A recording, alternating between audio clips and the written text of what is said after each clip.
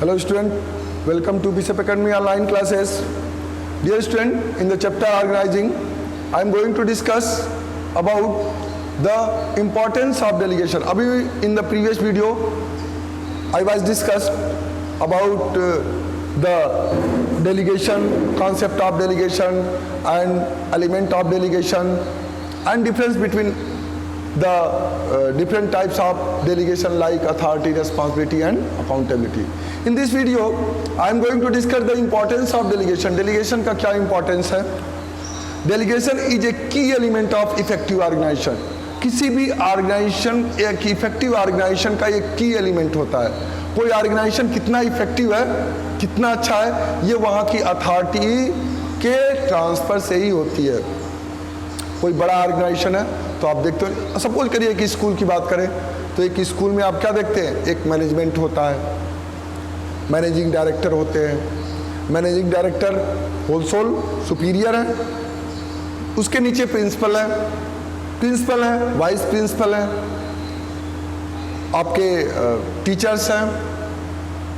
Teachers में जाएंगे तो अब वहाँ पे क्या होते हैं, स्ट्रीम वाइज क्या होते हैं, डिपार्टमेंट बन जाते हैं. जैसे बायो डिपार्टमेंट है, साइंस डिपार्टमेंट है, मैथ डिपार्टमेंट है, कॉमर्स डिपार्टमेंट है. तो जैसे आप जानते हैं ऐसे ही जैसे डिपार्टमेंट उसमें भी बढ़ जाते हैं, इसमें भी डिपार्टमेंट बढ़ जाते हैं.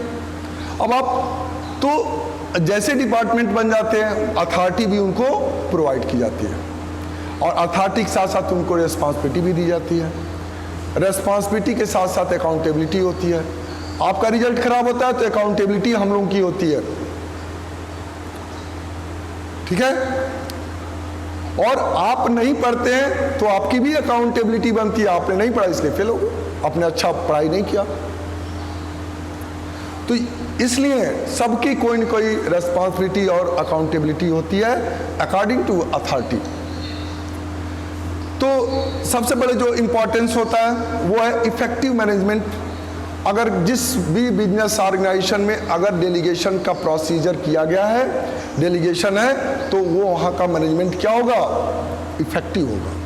Delegation of authority helps a manager to share his workload with his subordinate. Delegation में क्या होता है, जो मैनेजर होता है वो अपने वर्कलोड को अपने सबऑर्डिनेट के साथ क्या करता है, शेयर करता है, रेस्पॉन्सिबिलिटी दे देता है. It lightens the burden of work on top executives. और इस तरह से जब वर्क का डिस्ट्रीब्यूशन होता है तो जो एग्जीक्यूटिव होते हैं, जो टॉप लेवल ऑफ एग्जीक्यूटिव होते हैं, उनके ऊपर जो वर्क का बर्डन होता है वो क्या होता है, हल्का हो जाता है. ठीक. बाई पासिंग रूटीन और minor work to the subordinate. ठीक. A manager can devote greater attention on the important matters. जो मैनेजर्स होते हैं वो जो इंपॉर्टेंट मैटर होते हैं उसी पर ज़्यादा फोकस करते हैं. Thus, he can make a better use of his valuable time and ability. इस तरह से जब उसका बर्डन कम होता है तो वो कुछ अच्छा सोचने की, इंपॉर्टेंट मैटर पे थिंकिंग करता है और कुछ अच्छा करने की जो अपना वैल्यूएबल टाइम बचता है उस वैल्यूएबल टाइम का वो क्या करता है, यूटिलाइज करता है, कुछ अच्छा थिंकिंग करता है. The manager who delegates authority can accomplish better result than the one who does not. तो डेलीगेट्स क्या करता है, जिसको भी अथॉरिटी ट्रांसफ़र की जाती है वो इस आशा के साथ ट्रांसफ़र की जाती है कि वो कुछ अच्छा करेगा, बेटर रिजल्ट देगा. सेकंड क्या है, एम्प्लॉय डेवलपमेंट. डेलीगेशन का प्रोसीजर में चूँकि अथॉरिटी दी जाती है, रेस्पॉन्सिबिलिटी दी जाती है और अथॉरिटी और रेस्पॉन्सिबिलिटी के अकॉर्डिंग उसकी अकाउंटेबिलिटी भी बनती है.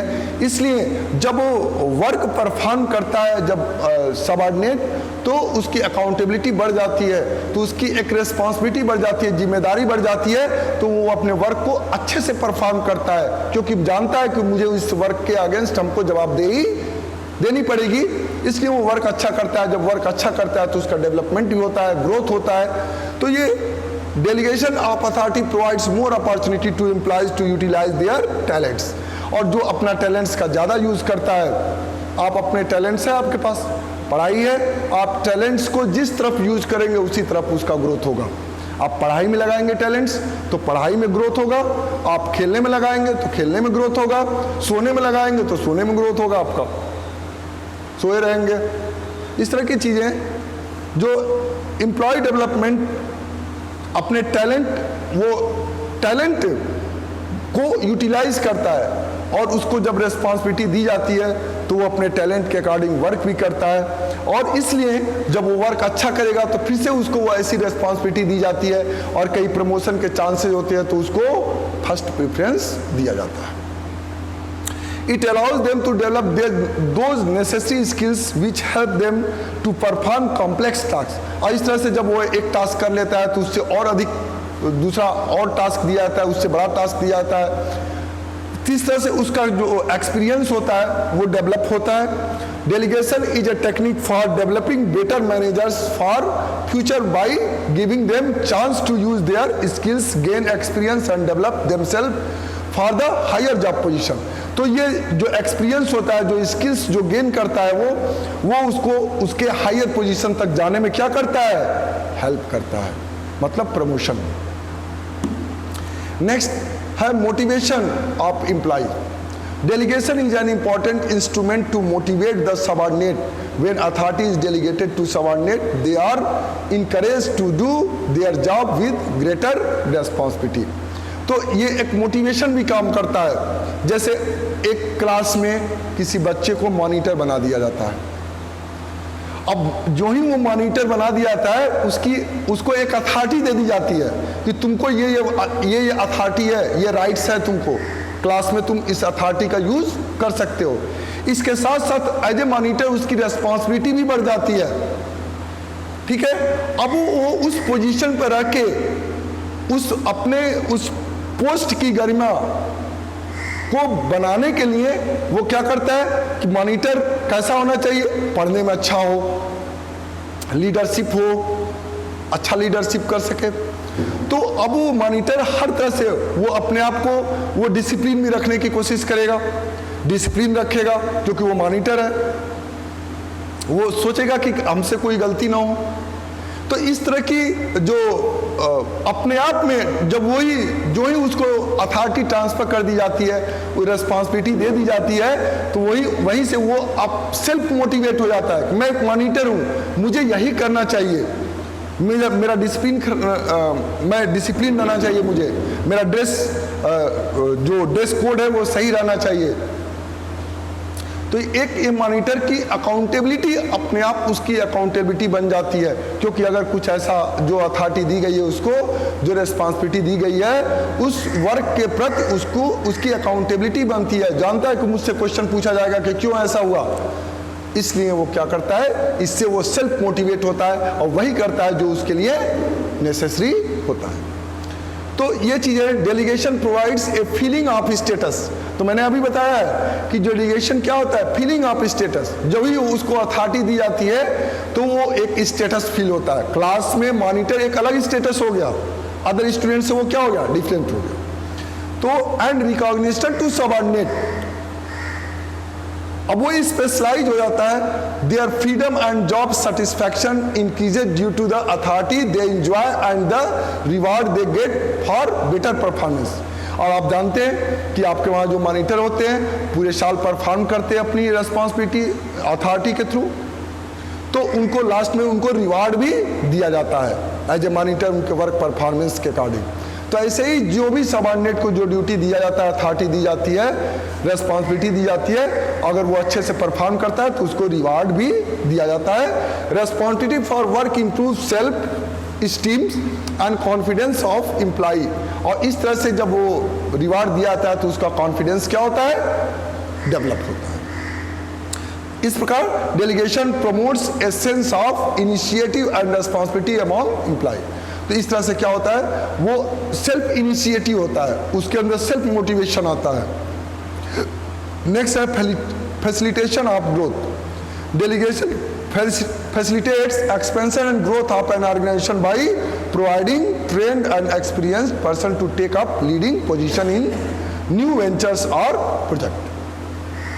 तो जो डेलीगेशन है इसमें अथॉरिटी और रिस्पॉन्सिबिलिटी का डिस्ट्रीब्यूशन हो जाता है। तो जिसको भी जो अथॉरिटी रिस्पॉन्सिबिलिटी दी जाती है और उनकी अकाउंटेबिलिटी फिक्स हो जाती है, तो उस ऑर्गेनाइजेशन को एक्सपेंड करने में भी एक्सटेंशन भी हो जाता है, उसका एक्सपेंशन होता है, विस्तार होता है, बड़ा किया जाता है। उसमें क्या होता है, जो ही एक्सटेंशन किया जाता है ऑर्गेनाइजेशन का, तो जो हायर पोजीशन होते हैं वो ये जो पहले से एम्प्लॉय जो होते हैं वो उस हायर पोजीशन पहुंच जाते हैं और फिर से न्यू एम्प्लॉयज को अपॉइंटमेंट किया जाता है। इस तरह से जो हायर पोजीशन वो होता है, वो हायर पोजीशन पे एक वेल एक्सपीरियंस्ड और स्किलफुल आदमी उस पोस्ट पे पहुंच जाता है, जिससे कि वो ऑर्गेनाइजेशन का क्या होता है, ग्रोथ होता है। क्यों? क्योंकि वहां पे उस पोस्ट पर वेल एक्सपीरियंस्ड स्किलफुल पर्सन को अपॉइंट किया गया है। नेक्स्ट है बेटर कोऑर्डिनेशन। जब एक्सपीरियंस पर्सन होते हैं और सबऑर्डिनेट को उनके स्किल्स के अकॉर्डिंग जब उनको अथॉरिटी और रिस्पॉन्सिबिलिटी प्रोवाइड की जाती है, तो उनके बीच मैनेजमेंट और एम्प्लॉय के बीच में, सुपीरियर और सबऑर्डिनेट के बीच में क्या होता है, एक बेटर कोऑर्डिनेशन क्या होता है, बन जाता है। The three elements of delegation, namely authority, responsibility and accountability, help to define power. ये क्या होता है, जब अथॉरिटी और रिस्पॉन्सिबिलिटी जब प्रोवाइड की जाती है तो एक पावर उसको मिल जाता है, and duty and responsibility attach to the various job position. और डिफरेंट जो जॉब पोजीशन है उस पर जो डिफरेंट पर्सन जो अपॉइंट किए गए हैं उनकी अकाउंटेबिलिटी, उनके पावर, उनकी ड्यूटीज को असाइन कर दिया जाता है। This help to avoid overlapping duties and duplication of efforts. इस तरह से सबकी ड्यूटी फिक्स होती है, ओवरलैपिंग नहीं होती। ओवरलैपिंग का मतलब न तो उसको उनके अथॉरिटी को, न उनकी रिस्पॉन्सिबिलिटी को बढ़ाया जाता है, न घटाया जाता है। And also help in developing and maintaining the responsibility. Next है centralisation and decentralisation. Next topic आपका है। तो centralisation means concentration or retention of authority for decision making at top level in the organization. Centralization मतलब all authority will kept with the superior. जो भी authority होगी वो सारी सुपीरियर के हाथ में होगी, मतलब उसके सबऑर्डिनेट के हाथ में कोई भी अथॉरिटी नहीं होगी। एक छोटा सा एग्जाम्पल, एक शॉपकीपर, आप चले जाइए दुकान पे, तो जो दुकान का जो ओनर होता है वो सेंट्रलाइजेशन का आपका एक एग्जाम्पल है। सारी अथॉरिटी उसके किसके पास होती है, दुकानदार के पास होती है, जबकि उसके सेल्समैन के पास कोई अथॉरिटी नहीं होती है, सिवाय जो प्रोडक्ट है उसको दिखाने के सिवाय। कितने में बिकेगा, कितना डिस्काउंट दिया जाएगा, ये सारी अथॉरिटी किसके पास होती है, दुकानदार के पास होती है। तो वहां पे कहते हैं हम सेंट्रलाइजेशन। वहीं अगर डिसेंट्रलाइजेशन की बात करें तो decentralization means systematic delegation of authority through all the level of management and in all department except that which can be exercise only at central point. Decision making authority is pass down the chain of command. तो ऐसे जो chain of command होते हैं वहां पे उनकी जो decision making होती है वो पास्ड हो जाती है। जब अथॉरिटी दे जाती है तो अथॉरिटी और रिस्पॉन्सिबिलिटी, उनके रिस्पॉन्सिबिलिटी के अकॉर्डिंग जब अथॉरिटी दे दी जाती है तो उनको ये अथॉरिटी भी दी जाती है कि आप इस पॉइंट पे डिसीजन ले सकते हैं, सेल्फ डिसीजन ले सकते हैं जो कि फेवरेबल हो। तो definition of decentralization, decentralization refers to systematic efforts of delegate to the lowest level all authority except that which can be exercised Louis Allen के द्वारा। मतलब कि अथॉरिटी सिक्वेंशियल सिस्टमेटिक रूप से सुपीरियर टू सबऑर्डिनेट अथॉरिटी का distribution, ठीक है, और रिस्पॉन्सिबिलिटी का भी डिस्ट्रीब्यूशन हो जाता है। तो ये हमारा डिसेंट्रलाइजेशन, यानी कि डिसेंट्रलाइजेशन में डेलीगेशन होता है जबकि सेंट्रलाइजेशन में डेलीगेशन नहीं होता। दोनों में रिलेशन क्या है, relation between decentralization and delegation. क्या रिलेशन है इसमें? Decentralization is an extension of delegation to the lowest level of management in the organization. Decentralization मतलब क्या है, जो डेलीगेशन का एक्सटेंशन है। एक्सटेंशन मतलब डेलीगेशन को, मतलब डिस्ट्रीब्यूशन ऑफ अथॉरिटी जैसे जैसे बढ़ाते जाते हैं, ठीक है, किस लेवल तक जाते हैं, लोएस्ट लेवल, मतलब टॉप लेवल ऑफ मैनेजमेंट से लोअर लेवल ऑफ मैनेजमेंट की तरफ अथॉरिटी का डिस्ट्रीब्यूशन, डेलीगेशन का एक्सटेंशन होना, बढ़ाना, क्या है, डिसेंट्रलाइजेशन है। It amounts to pushing down authority to all managerial levels. Authority क्या होती है? ऑल मैनेजेरियल लेवल्स पे होती है। Delegation means entrustment of responsibility and authority by a superior to the subordinate. Decentralization means distribution of authority throughout the organization. दो organisation है, उसके द्वारा अथॉरिटी का डिस्ट्रीब्यूशन क्या करना होता है? डिसेंट्रलाइजेशन है। यानी कि authority of distribution through organization is called decentralization. ठीक है? But in decentralization, authority is multiplied by many as authority is shared between different superior and subordinate in all departments and all level of management. This can be explained with the help of some example. एक example के द्वारा मैं इसको define कर दे रहा हूँ। Suppose the general manager of a company authorize the production manager to make appointments of all those position where the maximum salary does not exceed 5,000। This is a case of delegation of authority. अगर किसी company का manager अपने production manager को यह authorise देता है, authority देता है कि आप जो है कुछ पोजीशन पे आप अपॉइंटमेंट करिए कुछ लोगों को जिनकी सैलरी 5,000 से अधिक नहीं होनी चाहिए। यानी कि अब ये कहते हैं, हम यहाँ पे कहते हैं डेलीगेशन ऑफ अथॉरिटी, मतलब उसको अपॉइंटमेंट करने की अथॉरिटी दे दिया कि वो अपॉइंटमेंट कर सकता है, लेकिन सैलरी 5,000 से ज़्यादा नहीं होनी चाहिए। तो ये हुआ delegation of authority. If the general manager distributed the same authority to all various heads of departments, purchase, finance, marketing, etc. This is a case of decentralization. अगर ऐसे ही सिर्फ प्रोडक्शन मैनेजर को दिया था तो वो डेलीगेशन हुआ, लेकिन अगर ऐसे सारे डिपार्टमेंट को वो अपॉइंटमेंट करने के लिए दे दे अथॉरिटी तो इसको कहते हैं डिसेंट्रलाइजेशन। क्लियर? तो ये एग्जाम्पल है। ऐसे ही suppose in an organisation all leave application are approved by the general manager, he feels overburdened and transfer this authority to the personal manager. This is a case of delegation of authority. If the general manager gives the authority to the various department to heads of approve the leave application of their respective departments, this is the case of decentralization. ऐसे ही किसी organisation में जितने भी leave application है, कोई छुट्टी लेना चाहता है तो उसको अप्रूव करने का अधिकार सिर्फ सुपीरियर को हो, तो वहाँ पे काम का क्या हो जाएगा? बर्डन हो जाएगा सुपीरियर के पास। अगर वो ठीक है, अगर वो सिर्फ जनरल मैनेजर किसी को अप्रूव कर देता है या सारे डिपार्टमेंट के हेड को अप्रूव कर दे, प्रोडक्शन डिपार्टमेंट के प्रोडक्शन मैनेजर को अप्रूव कर दे कि वो जितने भी आपके डिपार्टमेंट के नीचे काम करने वाले लोग हैं उनके लीव एप्लीकेशन को आप अप्रूव करेंगे, ऐसे ही परचेज के, ऐसे ही फाइनेंस के, ऐसे मार्केटिंग के, जो भी डिपार्टमेंट है सबके हेड को वो कर दे, तो ये प्रोसीजर क्या होगा? डिसेंट्रलाइजेशन होगा। Thank you. Have a nice day.